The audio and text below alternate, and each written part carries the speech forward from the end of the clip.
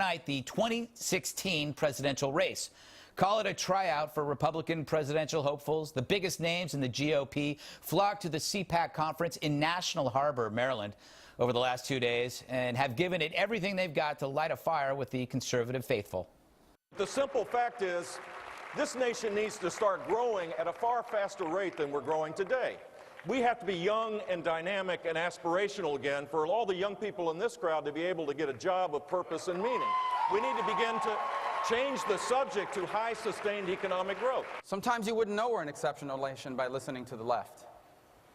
They describe us as a people divided on lines of gender and ethnicity and race and class.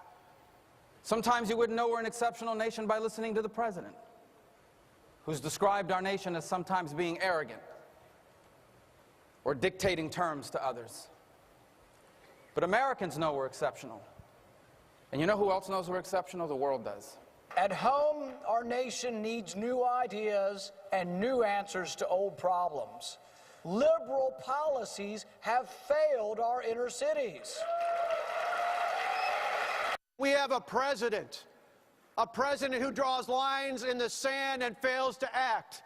A president who calls ISIS the JV club. We need a president, a leader, who will stand up and say, we will take the fight to them and not wait till they bring the fight to American soil for our children and our grandchildren. Number one, repeal every blasted word of Obamacare. Number two, abolish the IRS. Take all 125,000 IRS agents and put them on our southern border. Wow. Joining us to analyze from Oklahoma City, Chirs Wilson, a pollster and a Republican strategist, and from Washington, Kellyanne Conway, founder and president of the polling company and also a Republican strategist. Kellyanne, I know you're doing a straw poll there at CPAC. Anything exciting happened today? There was a lot of applause lines there. Were there any major arrests? No major arrest that I'm aware of, Greg. But no, it was a very exciting second day at CPAC. You had some of the headliners, the presidential aspirants. I think the big news today was Jeb Bush coming into hostile territory, if you will, facing many of his critics in the lion's den. And if Governor Bush's, I think if his goal was to show up and get through it, he succeeded. If his goal was to convert some of the curious and to convince people that he agrees with them on immigration and Common Core, two issues on which he faces serious headwinds among conservatives, then he probably fell short. He's raising money, he's hiring staff. But as you see, and you see right there at CPAC, Greg and Chris, nobody is stepping aside because Jeb Bush is in this race. They want an open primary the way we did not have when George W. Bush ran in 2000 and the way we didn't have when George Herbert Walker Bush had a cleared field in 1988. Well, Chris, let me ask you, we watched Ted Cruz there deliver a lot of applause lines. And I always think the problem with conferences is that they perform for attention. They perform for confirmation. They don't perform for conversion.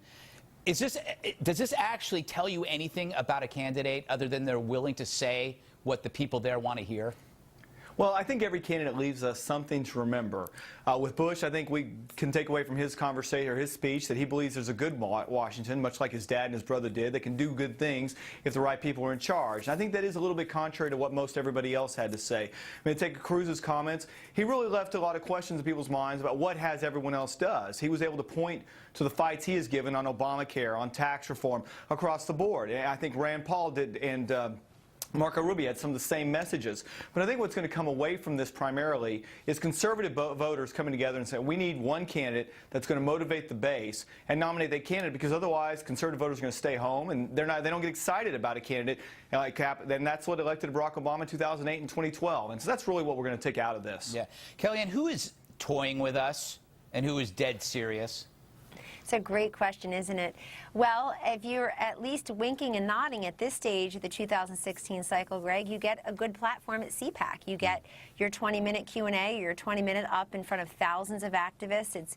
It's great time. The crowd has been absolutely on its feet and the halls have been packed throughout. It's hard to say. I mean, people, the rap on Donald Trump is that he always flirts with it and then pulls the rug out.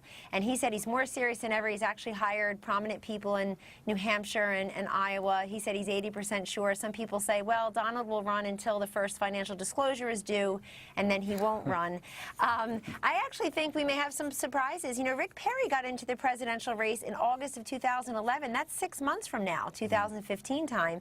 So other people can maybe get into the race. Some folks who are thinking of doing it may eventually decide against it.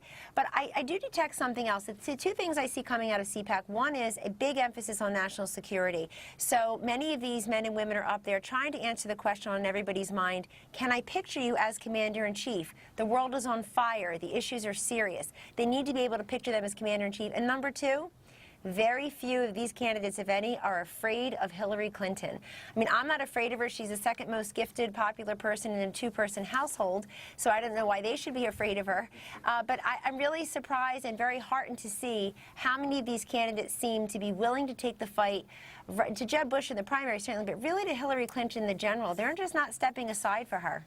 Chris, you mentioned how important it is to motivate the base, but you also need a candidate that can that is able to persuade an apolitical public. There are hundreds of millions of people there that aren't political, and that's where we really, as a conservative, need to win.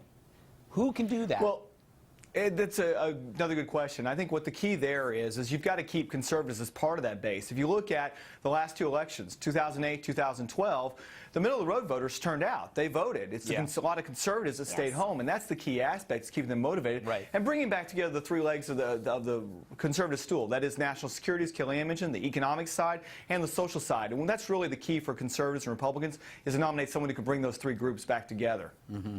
But it really isn't about lockstep. It's about winning. It's just not enough to be conservative. You have to be intellectually agile. You have to be able to persuade people, not simply pontificate, right? Well, that's right. Yeah. And I think the emphasis, the trap really for conservatives, Greg and Chris, has been this fiction of electability. Who can win? And we're told Mitt Romney can win. Did he? He won 1 out of 9 states. You have to support John McCain because he can do it. He can take on Obama. Did he? And so I believe conservatives are ready to shift away from electability, this unproven who can win, and on to the Electoral College, which is the only way you do win. That's why I think people like these Rust Belt governors have a great following, folks who have really taken the fight on behalf of the people right to Washington, who serve in the United States Senate. People want to win, but they realize the only way to do that is to win the Electoral College. All right. Well, thank you, Kelly.